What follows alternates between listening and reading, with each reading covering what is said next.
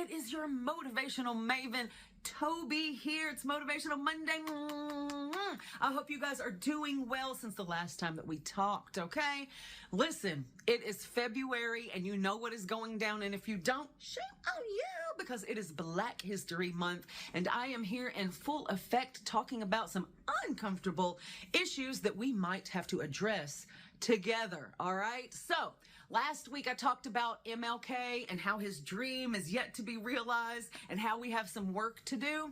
Well, guess what? I'm still rolling up my sleeves this week and doing some more work with race relations. So let's have another conversation that might be a little difficult, but I'm going to tell you how you can approach another race and maybe break the ice, okay? So you have to kind of go into your toolbox for this one, and you have to keep an open mind here. So I told you that I've waited tables a time or two in my life and bartended. So I came across a customer, and I tell you what, they were asking me actually about things that were on the menu. And one of the things that he had actually requested was, he was like, I think I want a hot brown.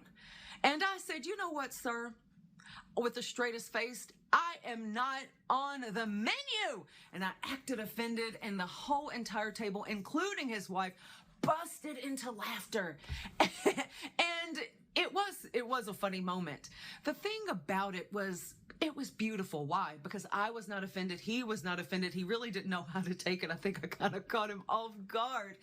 But this is what's wonderful. It broke the ice. And it opened up a way for me to be able to have a conversation with someone who does not look like me.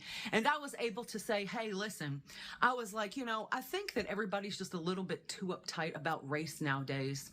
And it's a difficult subject. And I wish that there was a way that we could better communicate together. And he literally just agreed, and the whole table agreed, fell in love with each other.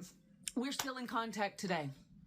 And that's one little easy way that we could do that. Now, as long as it's not a joke, a racial joke at somebody else's expense, because the truth is they're really just not funny. They come across as ignorance, and ignorance is that root of hatred, and ignorance is that root of racism. So we are trying to uproot that right now. Get out of here. There's no room for that in today's society, okay? United we stand. That is the goal. That's the motto, okay? That is what we are trying to reach. So this is what I want to suggest. A simple joke and simple laughter literally broke the ice and changed the trajectory of that night and of that evening by opening up a conversation that might otherwise be difficult.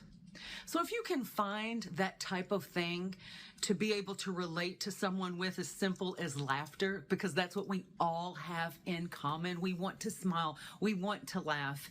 And if he was offended, I just would have apologized. But let me just say this. At least I tried. And that's what I want from you. And maybe this sounds so ridiculous, but try and make friends with somebody who's not like you. I'm not going to tell you who, but somebody of a different race, somebody of a different background. And even if it's not friends, ask them a question. Hey, where are you from? What do you like? How do you make that food? What's that spice in there?